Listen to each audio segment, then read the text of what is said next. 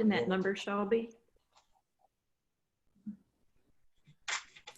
All right, we're gonna go ahead and get started. Thank you all for joining. Today we have Dave Holcomb, and he is going to be talking about get ready for your new normal. I'm gonna toss it over to Cindy. She's gonna explain how we're gonna do some question and answers, and then we're gonna go ahead and get started. Hi, everybody. Hey, what we're going to do is we're going to hold off on questions till Dave is done with his presentation. If you can please put your questions in the Q&A down below. If you look at your computer, you'll see a bar and it'll say Q&A. That's where you will submit your questions. And then at the very end, I'll try to hit as many as I can. I just can't promise that we're going to be able to answer everything, but I believe Dave is going to make sure that you have his contact information at the end of the presentation so you could possibly reach out to him.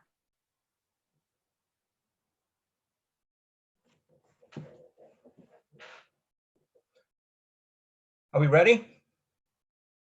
All right. Hey, David Holcomb here. I own Buckeye Gymnastics, started 37 years ago, and I'm broadcasting live from Worthington, Ohio.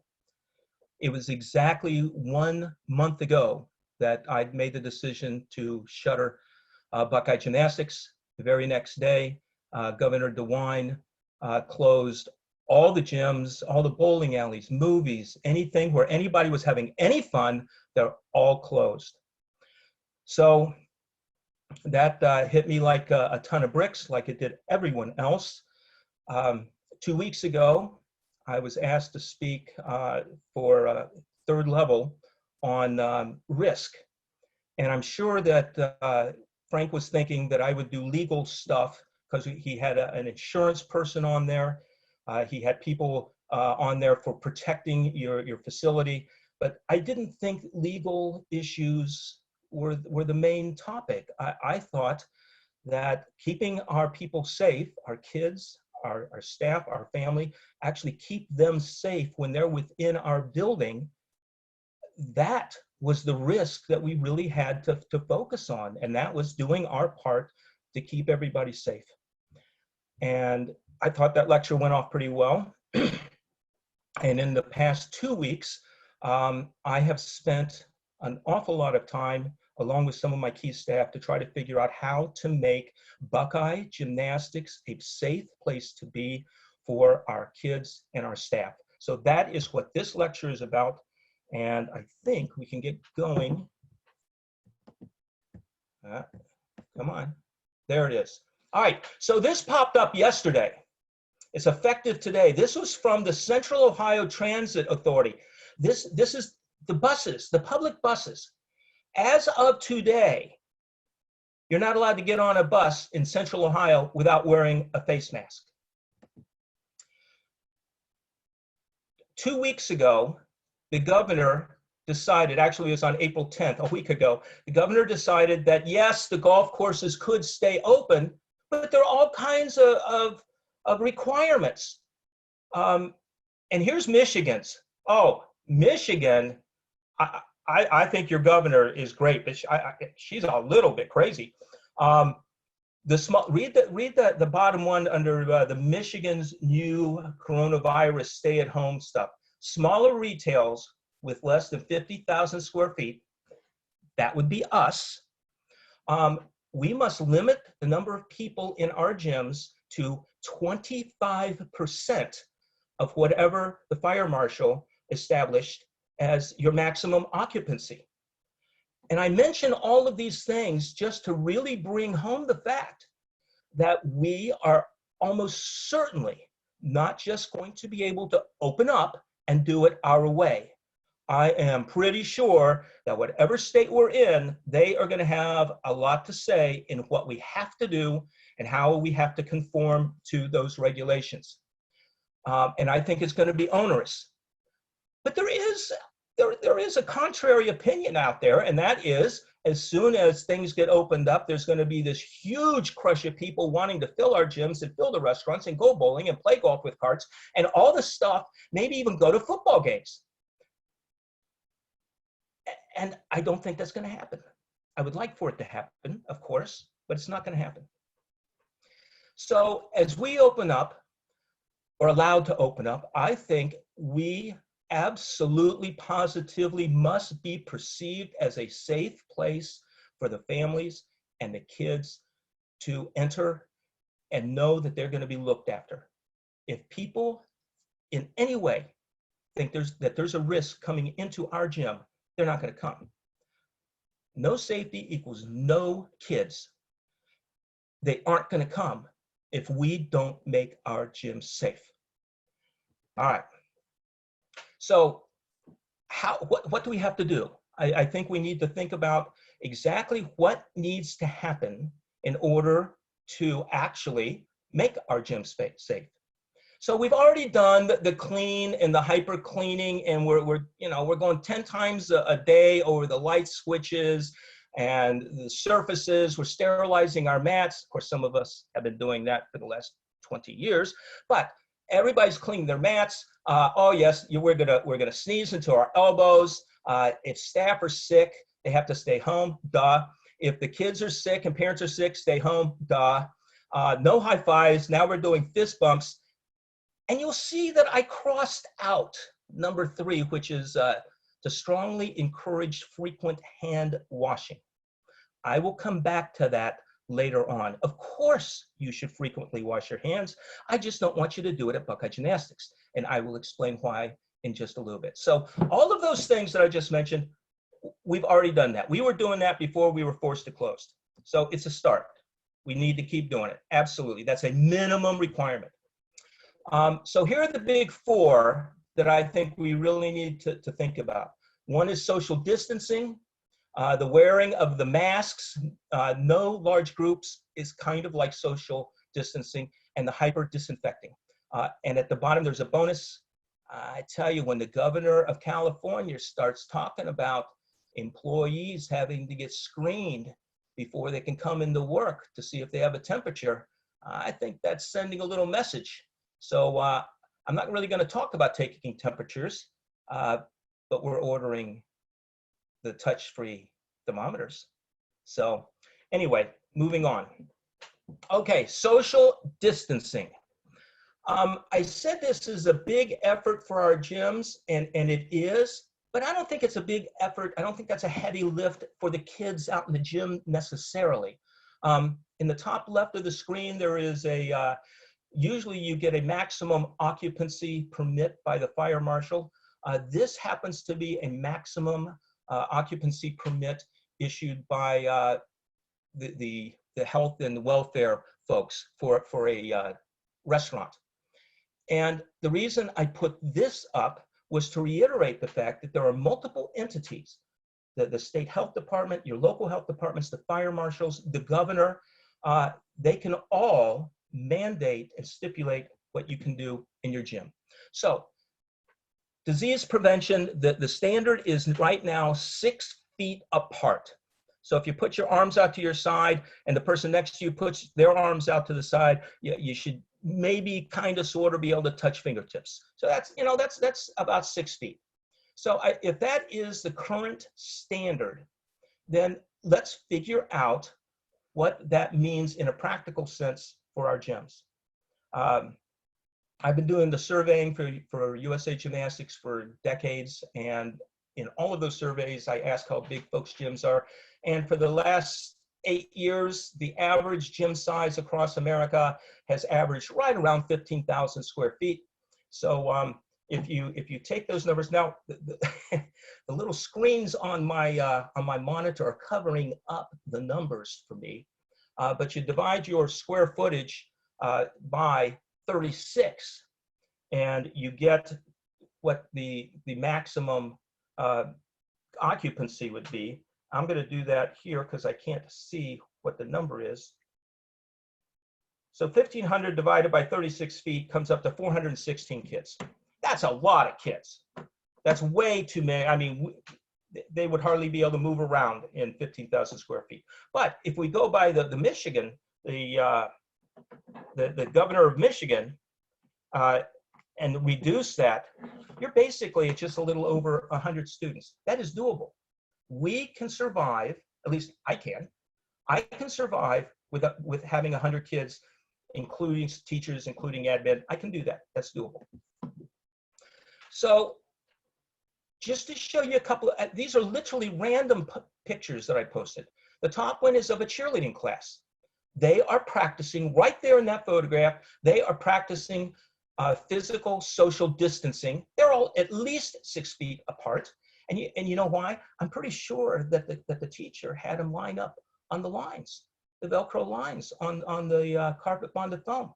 Those are conveniently 6 feet apart. So, and all of us have been doing that for ages. So if we have the kids doing 6 feet apart and then making sure that in the other direction they're also maintaining some space, we do this in our gyms every day. Down below, this is a gymnastics class. It looks like the little one at the back, she's getting ready to be spotted, doing a back handspring down the hill. We've got somebody doing a round off or a cartwheel over the mailbox. This is just normal everyday in the gym stuff. And look at that. We got social distancing without any effort at all. So if you want to make absolutely sure that what you're doing, your stations, your events, can accommodate the number of kids, I would get out and get your tape measure out and start measuring your activity levels, your activity areas. A spring floor, 1,600 square feet. If you go by 6 by 6, that's 36 square feet a kid. You can put 44 kids on a 40 by 40 spring floor. We do it all the time. It's called warm-ups. It's called conditioning. And then we break out and we probably have 8 kids on the floor, 2 groups of 8, and they're doing tumbling, they're doing it in lines, kids are doing floor routines. It happens every day. So I would get out the tape measure and create a little map. This diagram is a little crude. I'll be honest with you. I spent 0 time on this, but it's accurate. So each square on the graph paper represents 6 feet by 6 feet. So the floor is actually 42 by 42. I'm looking at on the left-hand diagram. This is my compulsory team gym setup. And you can see all the numbers over to the side. You see one number, which would be the area divided by 36 square feet. And we really don't need that. We need room for 8 kids. I got 8 beams. Put each kid on a beam. They're good. Bars, I got 2 uneven sets of unevens, and I got 2 single bars, and I got 2 sets of stall bars, and I got floor bars. Every kid is on an event doing their stuff. So this is just a diagram so that I can prove to myself, prove to my staff, prove to the fire marshal or the Department of Health and Welfare in the state of Ohio, if they come in, and I don't know how to think about them coming in.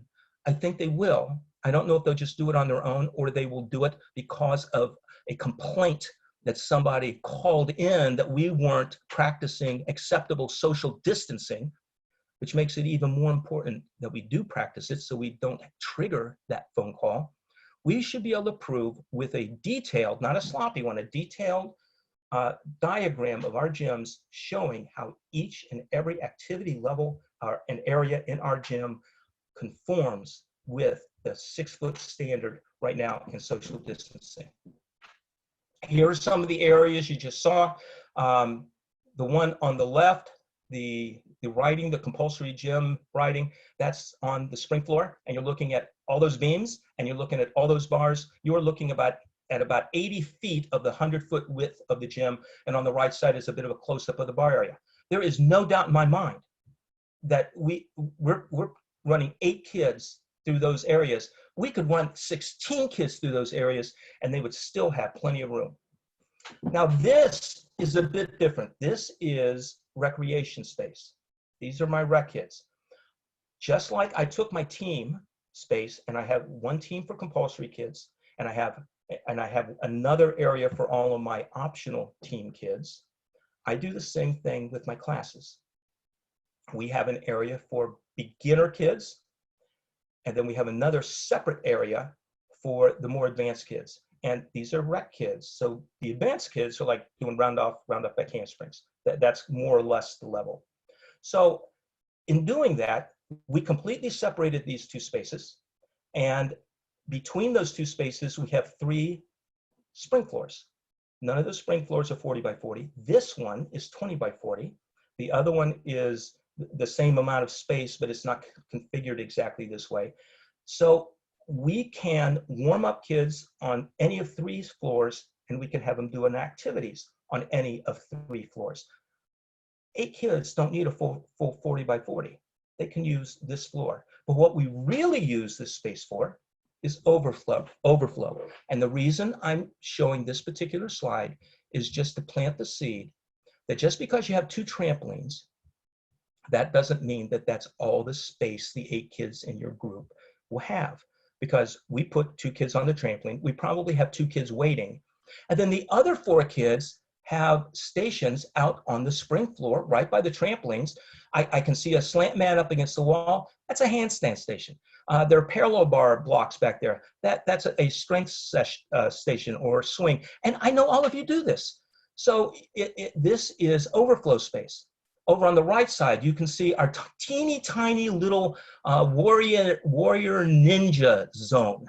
So that area can accommodate like 3 or 4 kids. And so that can overflow out into that spring floor. And then the beams, I think I have 5 beams set up there. And so we have kids do stuff on a line. So I can get 3 groups in there making use of the spring floor. So that's just a way to think about things. Run your kids in circuits, make sure every kid has a place to be and they're doing something. No lines, no standing in lines. That doesn't work with social distancing. So you spread the kids out and they do better in their gymnastics, and we solve the social distancing problem.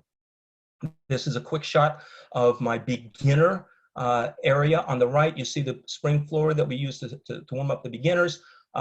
We also have a tumble trampoline back there. We also have a vaulting area up against the wall that you can't see. We have actually 6 beams. Some of them are 8 foot long. The 3 of them are 16 feet long, and you can see that we have beams out on the floor. On the with the uneven bars, we have a star bar, and we have a single bar, and then we have bars up against we have floor bars. So every place that there's any activity in Buckeye Gymnastics, we are doing circuits, no lines. Every kid has plenty of space. This is why I don't think we are going to have a whole lot of problem, at least in our gym, and I think in most gyms. I don't think the heavy lift is in the gym with the kids. Rotating from event to event, yeah, that can get a little dicey. The kids will want to get in line, so we train them. So on your walkways, you go ahead and put the Velcro or whatever else you're going to use, put it down and make the markings 6 feet apart.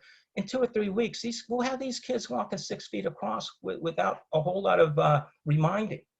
So anyway, preschool. We've been doing preschool in circuits for at least 30 years. Preschools don't wait in line. They're like cats. They don't wait in line. So you got to keep them busy. You got to have them moving through the circuits. And here is just a random preschool class. And except for 1 kid, these kids are all already have 6 feet apart just by working their way through the circuits. Is it going to be hard, and will it actually be like herding cats in the beginning? Absolutely, it's going to be like herding cats. But we'll learn. The kids don't come into gymnastics at preschool level being able to do the circus that you set up without some training. Give them a couple of weeks to get used to it, and they're champs. It's going to be the same thing with the social distancing. I have no solution for this. So we do cheerleading. We don't do acro, but certainly we have gyms that do.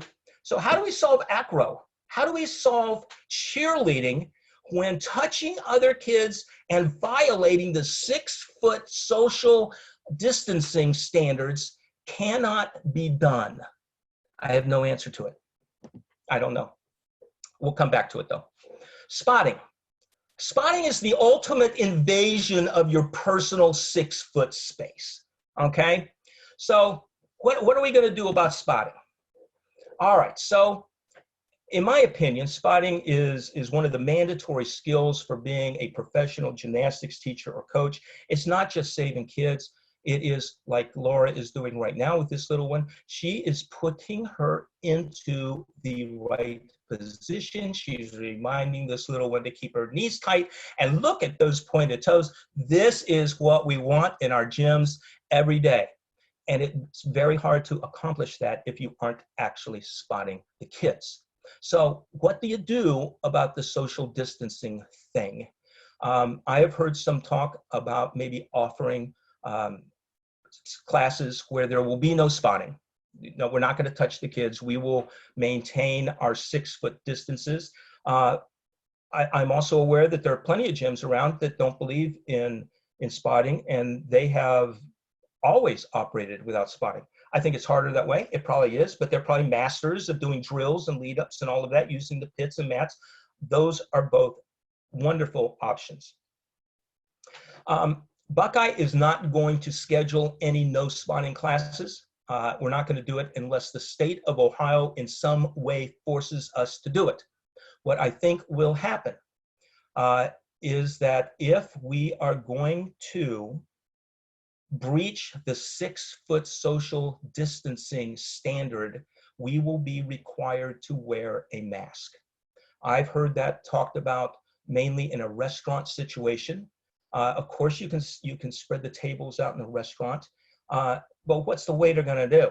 Is the waiter going to stand 6 feet away and take the orders? He's going to throw the food on you. You're going to have to catch it. Is it going to be a smorgasbord? You're going to have to go up and get your food. None of that works. Not in a restaurant that you'll want to go to. But what I'm hearing is, yes, you space the tables out, and the waiters have to come with a face mask on. That sounds totally reasonable to me. Whether it could be that we all have to wear face masks anyway, especially in Michigan. That Michigan governor, she's on it, boy. So you'll probably be wearing masks for sure if you're up in Michigan. But Ohio's on it too. So, and plenty of other states are on it. So we might be required to.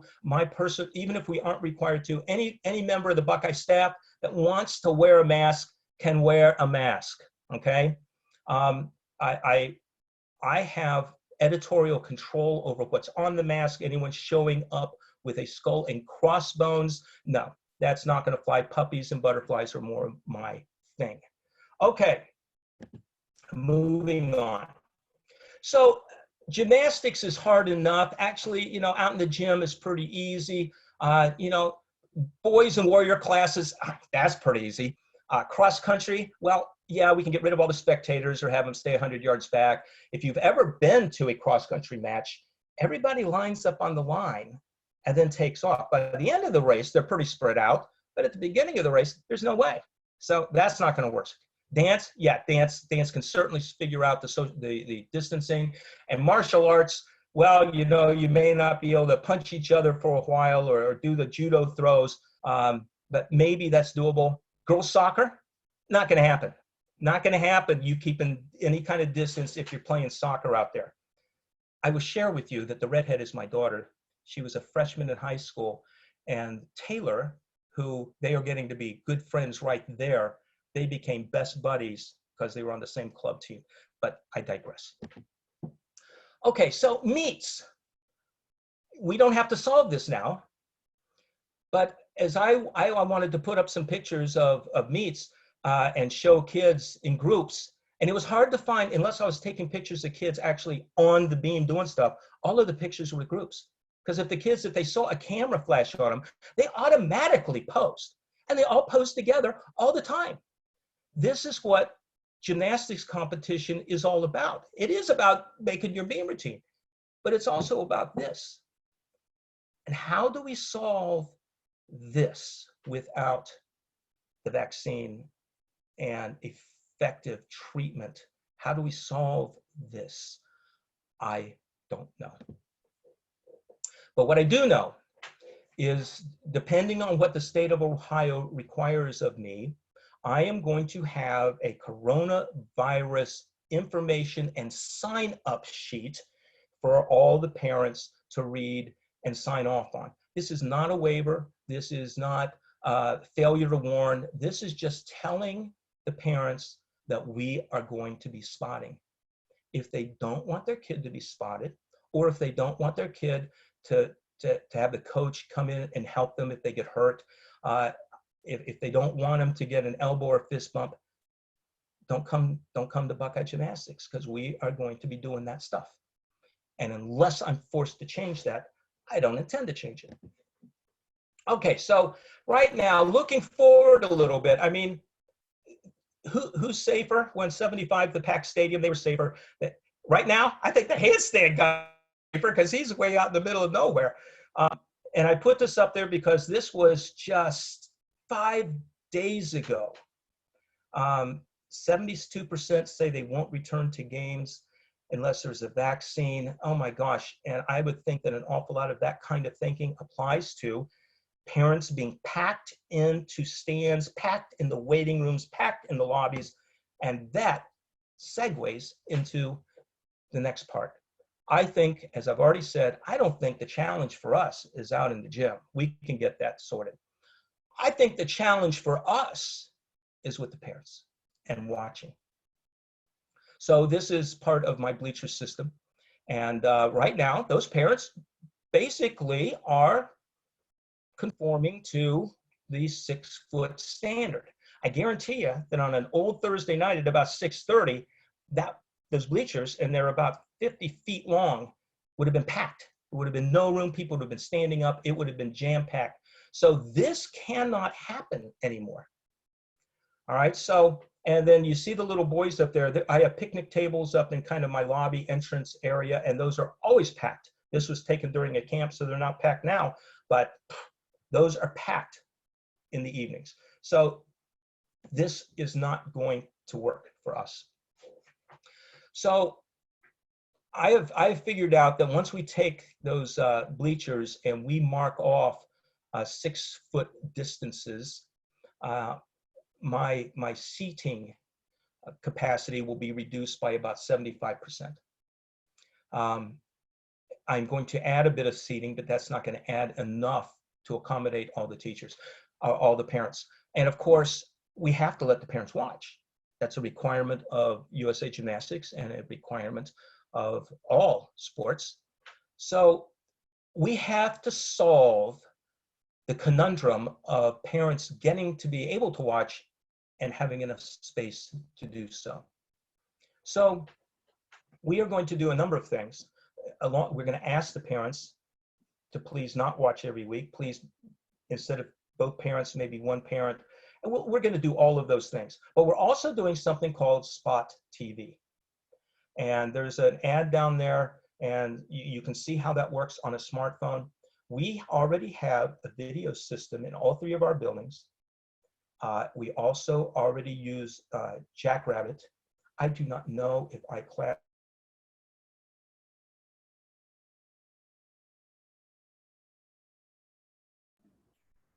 Dave, it looked like you're frozen for a second.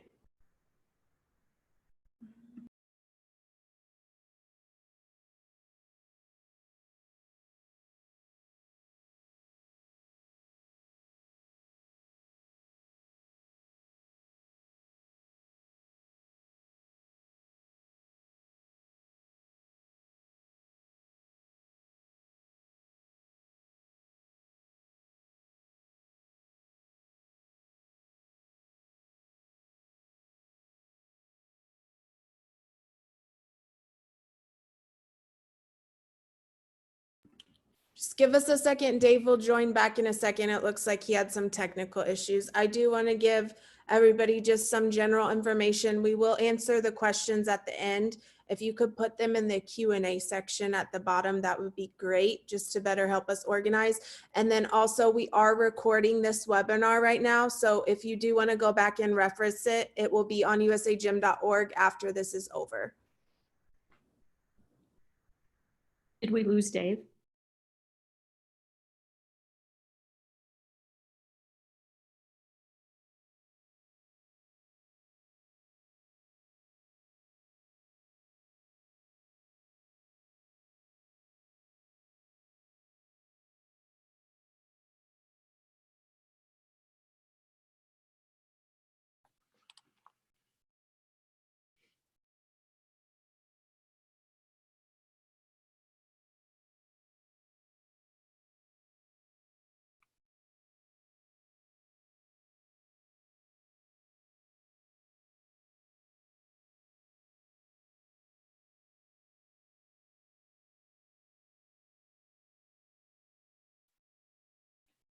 I'm texting him right now.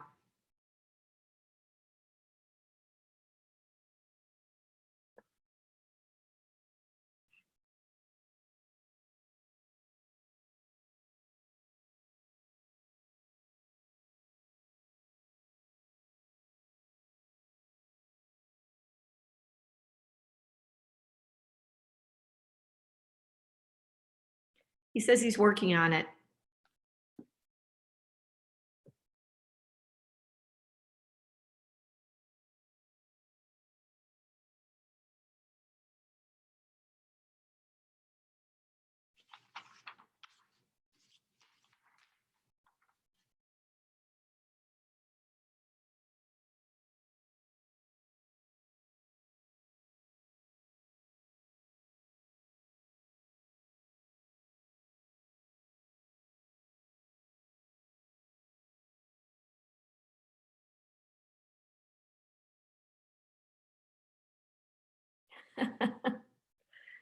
See Claudia's remark.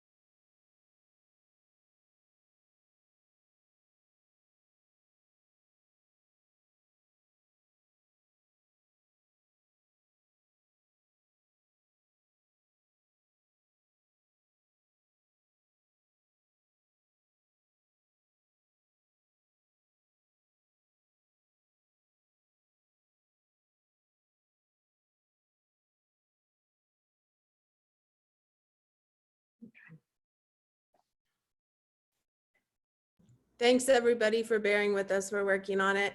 I'm loving all the shout outs on the side. So keep going on communicating with each other.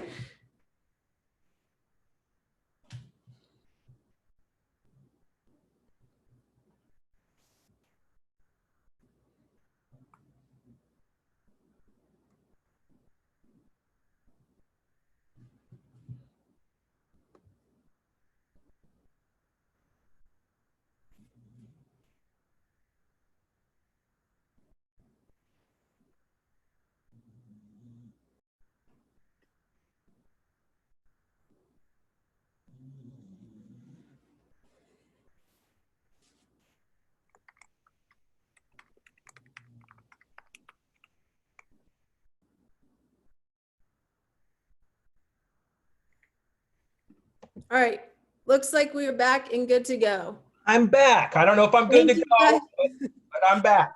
All right, perfect. Thanks everybody for hanging in with us. All right, I'll wait for my screen to pop up again. And I think I was talking about the cameras and Spot TV. Is that right? Somebody? Yeah, okay. So I was talking about Spot TV and the way that that solved problems for us, because that allows us to, hold on, I can only do one thing at a time. Come on.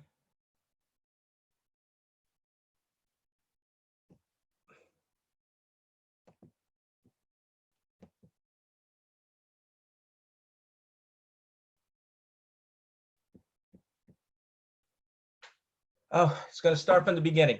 So the thing about Spot TV, I know that it works with Jackrabbit. I do not know about iClass Pro. We're close here.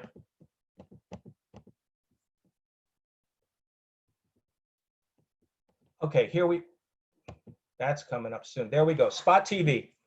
I'll just leave it like this so I can see what's going on with my computer.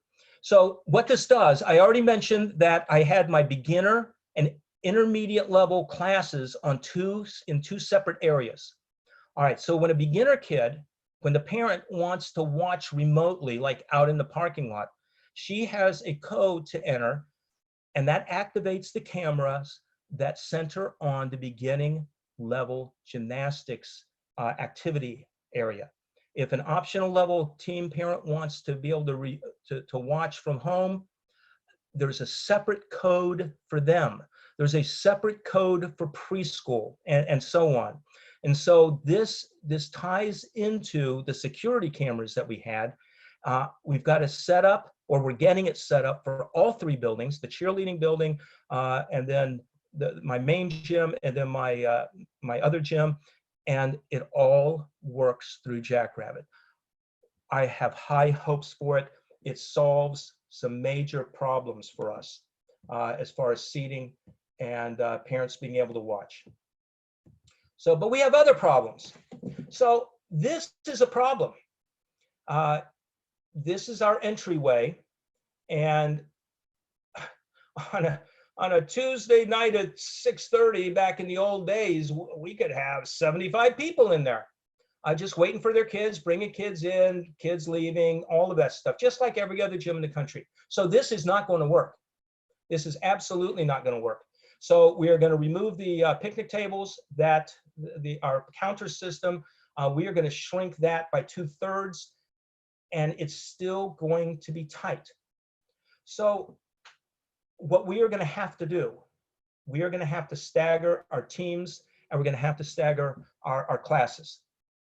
We really like bringing in like 6 groups at once and splitting them into 2 groups and having the advanced kids go one place and the beginner kids go another, and warm up 3 classes at a time, and then break them up into their groups and off they go. That will overwhelm the lobby.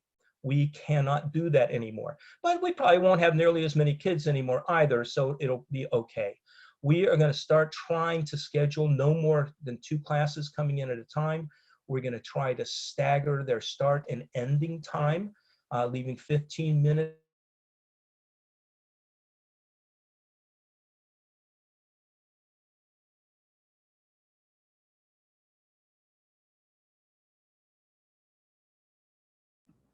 Dave, it looked like you froze again.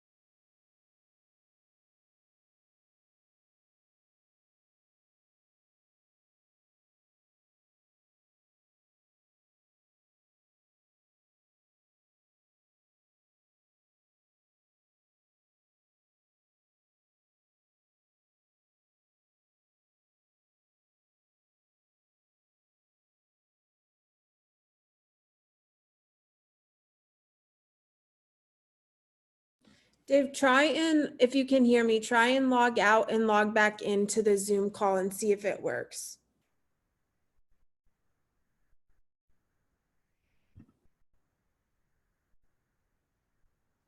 Shelby, I'll go ahead and text him that as well. Okay, perfect.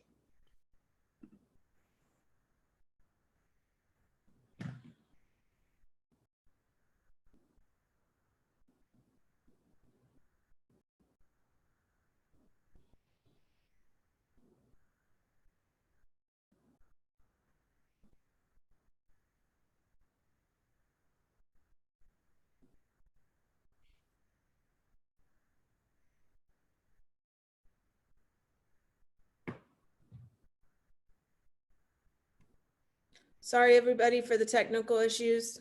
We're working on it. There's a lot of people on this call, so hopefully this is good information.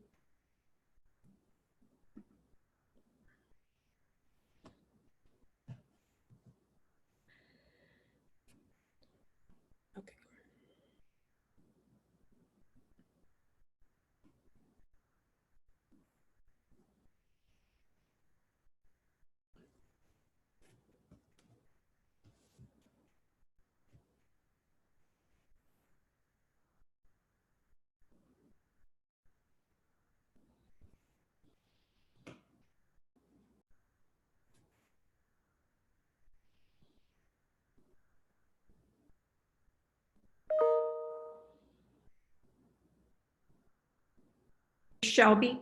Mhm. Hey, Shelby, he's lost his internet connection. Okay. So let me see if he can try again to grab it, or if he thinks he's done. Okay. Just a minute, I'm getting some more bubbles. So Okay. there's a text coming. Oh, he's trying to reacquire. Okay. Give him a moment.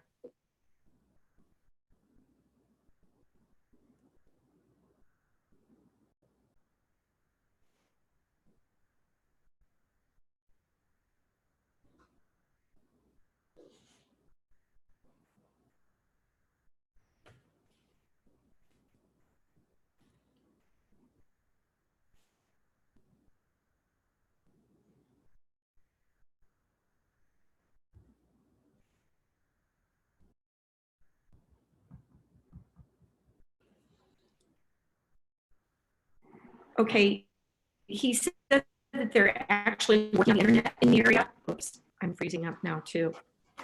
And so he says there's no networks to be found. So I think we may need to, I'll text him one more time real quick and ask him if he wants us to go ahead and Okay. Everybody, if that does happen, we'll circle back and I'll work on getting this set up again. I'm sorry. We'll make sure that your questions get answered, and we'll try and schedule and do this week sometime. I apologize for the issues with the internet. We'll make sure that it gets handled though.